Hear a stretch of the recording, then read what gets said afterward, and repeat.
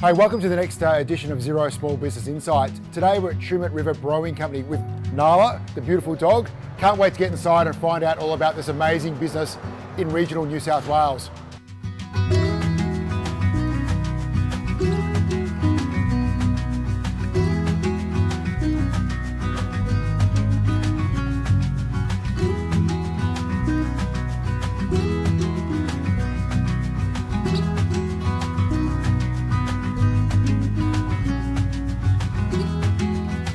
So really excited to be here today with Tim from Tumut, did I get that right? Did very well, yes. Tumut River Brewing Company, enjoying an Australian ale. Tim, great to meet you. Yeah, thanks mate, it's great to have you guys here. Oh, it's fantastic to be here in the beautiful Riverina. So mate, the viewers would love to know a little bit about your business. How did you get into brewing? Yeah. Well, so the getting into brewing thing was a bit of a long process. So I basically started out as a member of the Chamber of Commerce for our local region. Okay. And through that experience, I noticed there was a number of areas that were lacking, I guess let's call it that. And I decided that it was my job to open up a tourist attraction that would be open 7 days a week, every day of the year, and would provide some kind of food and beverage for them. And so that was the initial thought, was how do I do that? And so I fell in love with the Genie Licorice Factory, because to me that was the kind of place that it produced on site. It had a fantastic experience if you wanted to dine in there. It had entertainment on the weekends. The whole thing was a reason to visit Genie, and you could go there and leave Genie and feel completely satisfied that you had a great visit. So I was hunting for the next thing that I could do for Tumut, and that is where home brewing came in, I guess. So were you already brewing before that? Were you brewing at home? I actually wasn't. So okay. I fell in love with the Beechworth Brewery. I went there and went, this is what Tumut needs, you know. And I came home and my best mate Simon convinced me to learn how to brew. If I was going to open a brewery, I needed to know how to brew. And then I would have thought that's a good starting point. That became an obsession. So it became insane, and we fell in love with it. And I was brewing multiple batches a week. I had over 1,000 litres of beer in my shed when I moved house. You must have a big shed. Yes, it was chockers, and it was just all with, every time I made a new batch of beer, it was so exciting that I'd drink 2 bottles and I'd start a new recipe and try the next thing and see what the next hop would do or what the next hop and malt could change. And so that became an obsession of its own, and of course it came together to form the brewery. Fantastic. It's a great story. You're obviously doing very well, because I did have a look on TripAdvisor before we came to visit you, and you're the #1 tourist attraction in the region. Yes, which I wasn't aware of. I knew we were doing very well. We've been very lucky with our reviews, and we've had some great feedback, and obviously we keep trying to improve on that. But yeah, I wasn't aware that we were #1 now. Well, so. It's quite obvious actually. The beer's fantastic, so I'm not surprised at all. So definitely recommend getting into one. I did a little bit of research as well, just on the micro brewing industry, and I was amazed to find, I think every week a new one opens across Australia. Is that correct? Every 4 days they're up to now. So it's a pretty competitive market. It's a huge industry too, and you've got to remember where at the moment independent craft beer is only 3% of the Australian market. Yeah, so it's tiny. But I think it's like 1% of all of GDP or something. And it's amazing. It's a massive market. And it's also 64% of the employees in the industry. Wow. So like we're the nature of a small brewery is that we're super inefficient. So we're making handcrafted product rather than making mass-produced products. So we're employing more people, we're making a better product in my opinion, and we're catering to a whole different audience that you just don't get from the traditional beer industry. And so yeah, it's a really positive thing for any region that there is one. And that market share is growing astronomically. Right. So while yes, we're getting one new one every 4 days, we're also increasing our market share dramatically every week. And so it's going to be something that's going to continue to grow, and it's going to give, hopefully, I have this fantasy that every region will have their own beer, and you'd be able to go to every little town and experience a beer that tastes just like what that town can produce. Yeah, so it shows the personality of the town almost in the beer. Yeah, exactly. And I mean, we've got the best water in the country, so we've got a distinct advantage. So we're gonna keep running with that. Fair enough. One of the things I do want to talk to you a little bit as well. We're talking a little bit about your use of Xero and technology earlier. So how does technology help you as a business, as a regional small business? Well, as all self-employed people, I have heaps of spare time, and I don't have to do very much work at all. Yeah, would have thought so. So I don't really have to worry about that. I can do anything I want. No, obviously I'm strapped for time, and anything that can make me more efficient, anything that can make it faster, anything that can allow me to work from an alternative site. Like up until just recently, I was on the road 3 days a week trying to sell the product. So I could access Xero from my phone, I could access my reports from my my point of sale software that's tied in from the phone. I could see how many pizzas they sold today when I was in Riverina trying to sell beer. So you got real time. You got real time insight where you are on the Yeah, and payroll. Oh my God, payroll! I love it so much. You love payroll? I hate parting with the money, but I love that my time clock software ties in with Xero. Xero works out all the tax. It works out all my my salaries and my accrued leave, and I just basically click a couple of buttons, and the next thing you know, everybody's paid. How many employees do you have, just out of interest? We have about 15. Okay. So we do. Depending on the time of year, we're looking at anything from 6 to 12 full-time equivalents. So again, obviously in the winter it's a bit quieter here, in the summer it picks up. But yeah, so to have that stuff just tied into the system, me being able to click a couple of buttons and just see it drain my account, it's amazing.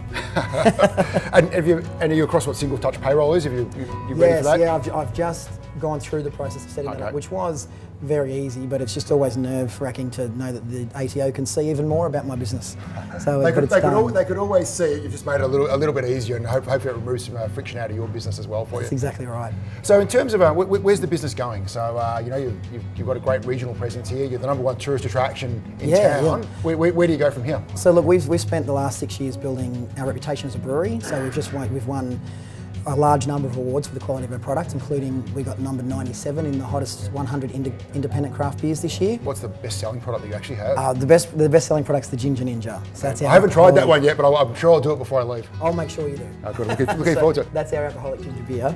But yeah, so obviously as we've built that reputation, we've built a brand. We're now focusing on increasing production, and so our next expansion plans hopefully will come in the next 12 months to 2 years, and that will be another $5 million investment. So if there's any investors out there who want to throw some money and tell them to come and talk to me. Nothing like a bit of a plug. That's right. But that will allow us to max out our production at 1.8 million litres. Okay, wow. And that will allow us to hopefully more or less saturate our direct region. How many litres are you doing at the moment, just out of interest? We're doing around the 200,000. So again, it's obviously... So that's big expansion, but that's 9x based on my basic calculations? It's huge, and it will be, for us, it will be a complete game changer. Like, it will give us the capacity to do so much more here, and it will allow us to just get that product to all those places. And obviously a big part of that's marketing as well, so there's a budget associated with that to allow us to really promote the brewery and get people knowing that it's here. And I think we've done a good job already, but you can never have enough people know who you are. As a small business owner, it's not easy, and favourite part of my job is going out to meet small businesses, and I get to meet the very successful ones. I get to meet some that are doing it maybe a bit harder. What's the hard stuff about being a small business? What are the things that you've found, or the learnings you've gone through? Yeah, look, for us, our biggest challenge has been legislation. Like especially being in the alcohol industry, like that's a whole other level of pain that comes on. We've been battling for 6 years with our council to try and open our doors fully. And when I say that, of course, I mean there's certain aspects of our business that we have not been able to have approved, and we're still fighting to try and get approved now. Wouldn't that be a no-brainer? Given you're the number one on TripAdvisor for this region, you would think that would be a no-brainer. Look, we're the #1 tourism driver in our council's destination management plan. We're one of the top 10 tourism drivers for the Riverina's destination management plan. So I would have assumed as much, but unfortunately logic doesn't always have a lot of place in legislation. So our council has been extremely positive and tried to help us through it, but whether or not they're just not creative enough, or whether there is actual real roadblocks in front of us, I couldn't tell you. But it has been an ongoing challenge for us. So that's definitely been one of our biggest hindrances. And that, of course, that's slowed down the process of our business. So things like you make projections and plans on how you're going to, when your renovations are going to be complete, when you're using Xero, of course, on how we project our cash flow, and when we're going to have these things when they're going to be opened and when they're going to happen. And all those delays and those setbacks, they change your performance, which then, of course, kills basically your progress. And so we ended up a lot further behind with a lot more finance than we originally planned, and we've had to fight through that since, and we're continuing to fight through it. I read a quote once which was, entrepreneurialism is just effectively the person who can sustain the most pain for the longest. I like that quote. I might steal that as my own. That's a really good quote. I was just like, it's so true. Like, if you can stay and you can persist, then you'll probably succeed. But it's so much easier a lot of the times just to walk away, because it's just so hard, and it's not getting any easier for anybody. Yeah, I mean, look, one of the things we look at in Xero Small Business Insights is we actually look at how the small business economy overall is faring across this great land, and cash flow is still the #1 challenge for small businesses, and Probably the last quick question for me is, we always ask this as well, if I was the small business genie and I could make something happen, and we do get everyone sort of up to the ministers watching these videos as well. Yep. If you could wish for one thing that would help you make your business be the best it could possibly be, what would it be?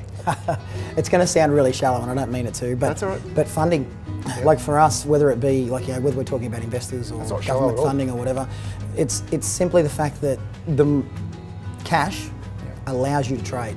It allows you to expand your equipment, it allows you to employ more people, it allows you to push through these barriers with council because you can pay people who can tell them what is right and what is wrong, and as much as it'd be great to have somebody come and fix our problems with council, in reality that does all of that and so much more. We're very positive about the future because we have such a great success with the reception of our business.